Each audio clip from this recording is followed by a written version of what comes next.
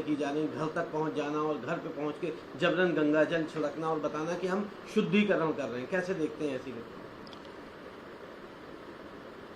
जिनका मन मस्तिष्क विचार पहले से ही गंदा है और दूसरों की शुद्धि क्या करेंगे। रही बात कांवड़ियों के संबंध में मेरा बयान जो था, आज भी मैं उस पर कायम हूं कि जिसका आराध्य इतना भोला भाला हो कि लोग उसको भोले बाबा बोलते हों, भोले शंकर कहते हों, उसके भक्त और अनुयायी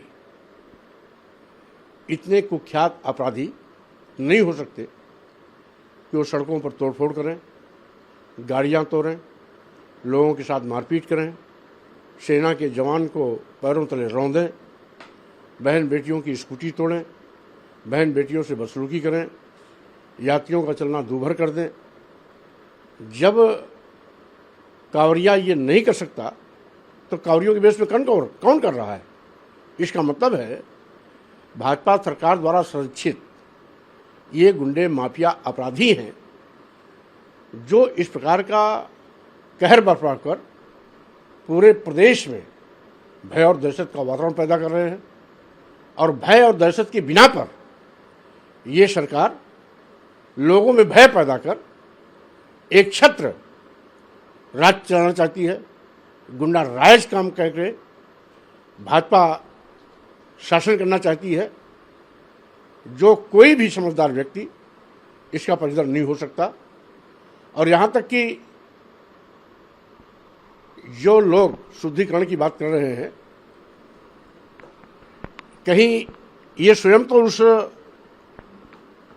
सत्ता संरक्षित गुंडे माफिया अपराधियों में से तो नहीं है। इनको चोट क्यों लगी? कोई कांवरिया तो नहीं आया, क्योंकि कांवरियों के विषय में कोई ऐसा आपत्तिजनक बयान भी नहीं था।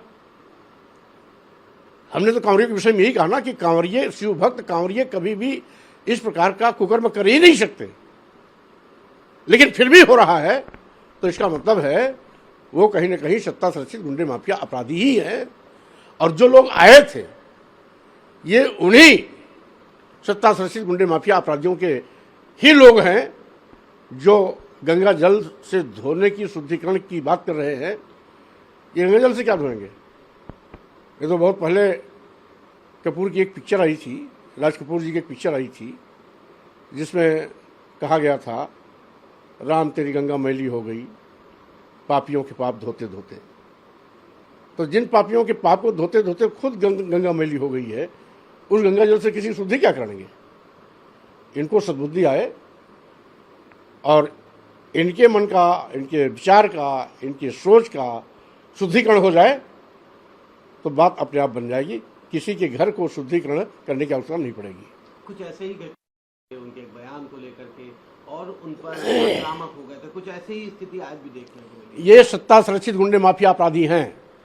और जो आगरा रामजी लाल सुमन के घर पर भी गए थे, वहाँ बड़े पैमाने पर एक सेना के नाम पर कुछ लोगों ने तलवारें लहराई थी, कट्टे लहराए थे, बर्ची भाला लहराए थे, बल्लम लहराए थे, फरसा लहराए थे। माननीय मुख्यमंत्री यहाँ मौजूद थे और किसी के खिलाफ एफआईआर नहीं हुई।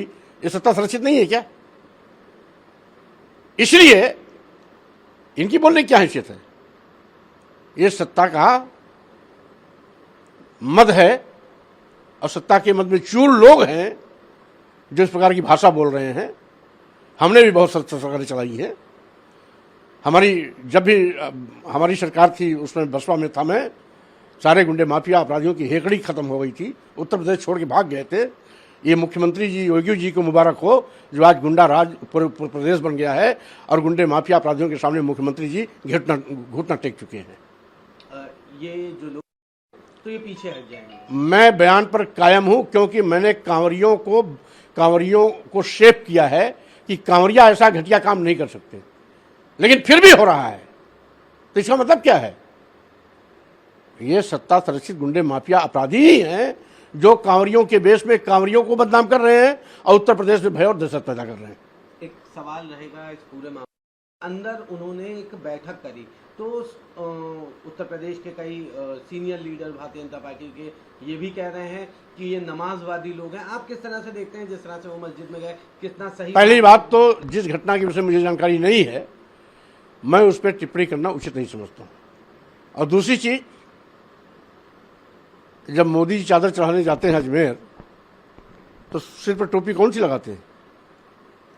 तो क्या टोपी लगाने से मुल्ला हो जाते हैं? इसलिए इबादत गाह कोई भी हो, इबादत गाह होती है, और किसी भी धर्म को लेकर किसी पर तंज कसना, ये मूर्खता के सिवाय कुछ नहीं।